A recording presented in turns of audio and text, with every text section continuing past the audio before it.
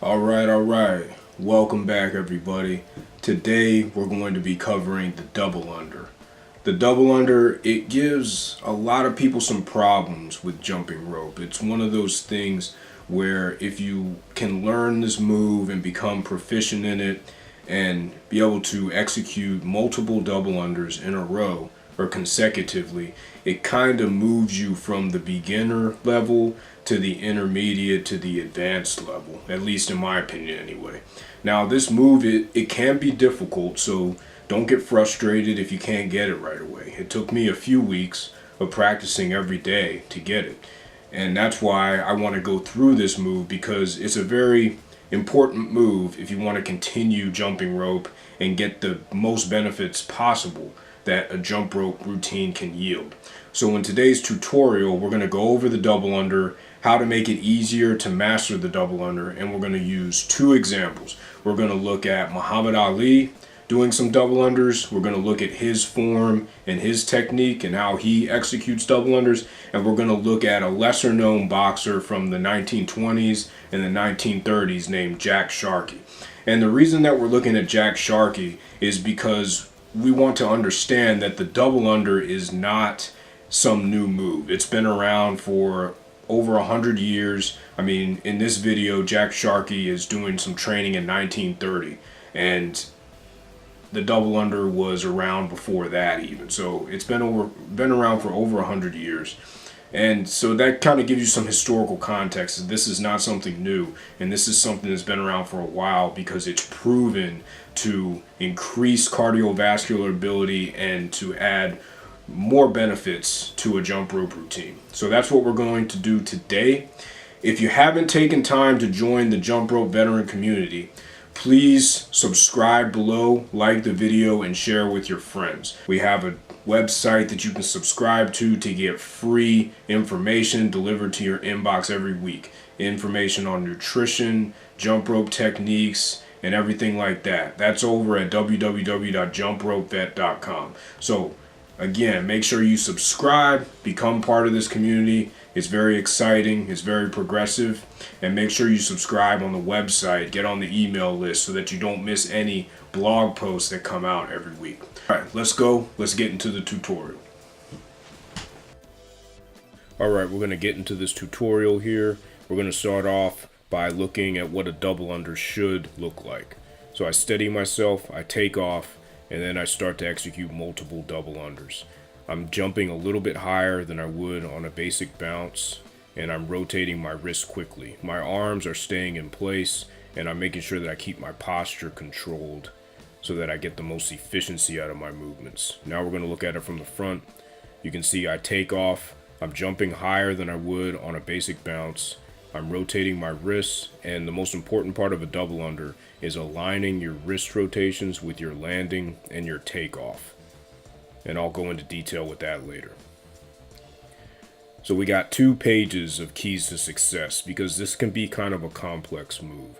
So the first thing that you want to do when you want to get a double under down is you're going to have to jump a lot higher and with a lot more force than you would with a regular jump. So you have to steady yourself first with both feet, and then you need to commit. You really need to jump pretty high, especially when this is your first time doing this, because you're not going to be able to rotate your wrists very quickly because you're not used to the movement. So you need to commit with your jump.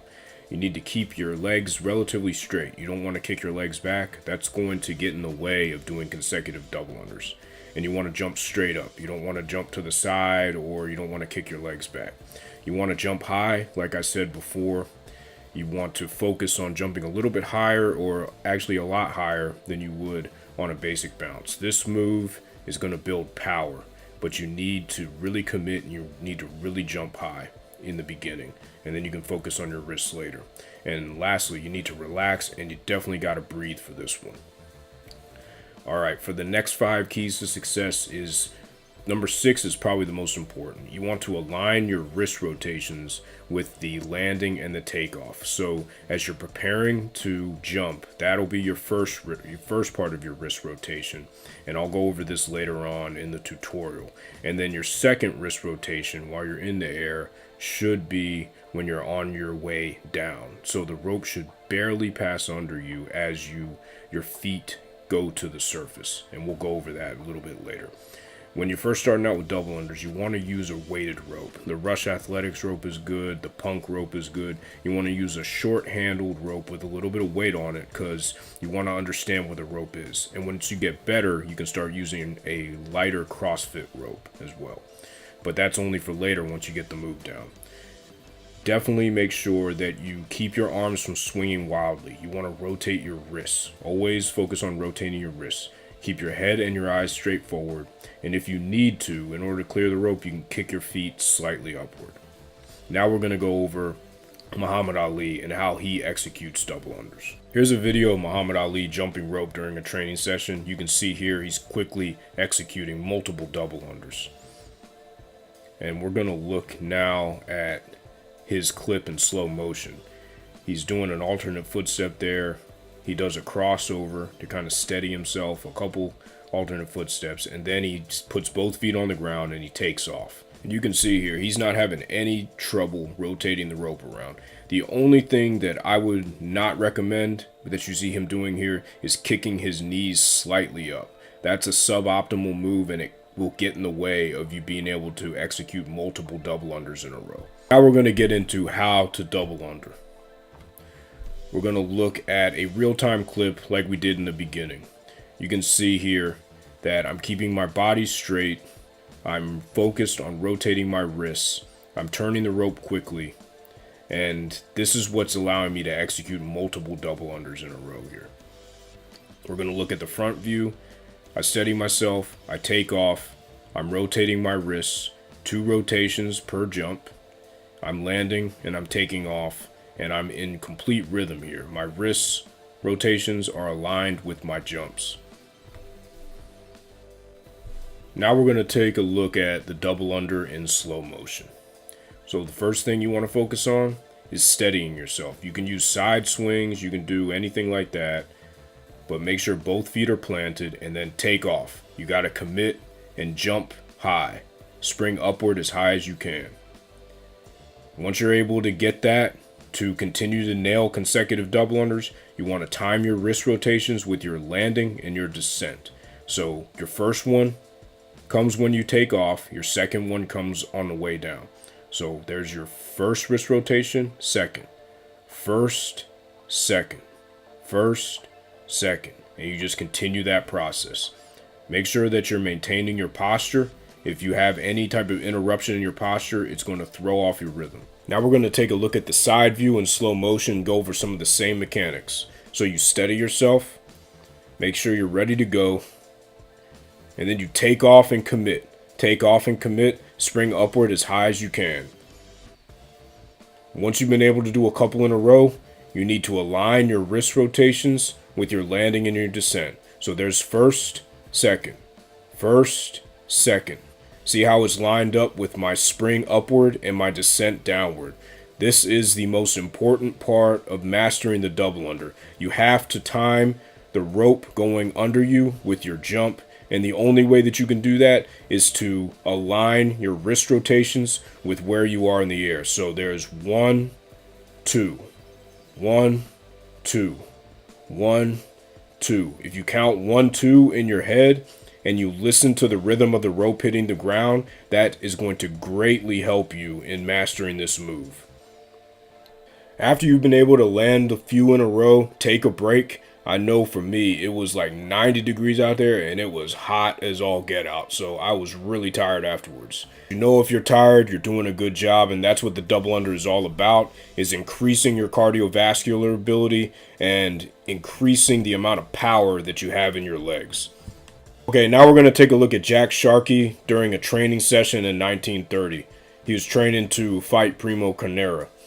And so you can see him doing some double unders right here. His version of a double under, it looks pretty good. And look at the smile on his face. He's just having fun with it. And that's the most important part, is to just have fun with this move. It's a really great move once you get it down. So he skips around, he goes back into more double unders, does a few boxer skips, a crossover, and then he goes back into more double unders. And then he stops skipping. So now we're going to look at it in slow motion. So you can see his body is straight. He's not kicking his feet back, and he's following the same principle of the wrist rotations. One on the way up, one on the way down.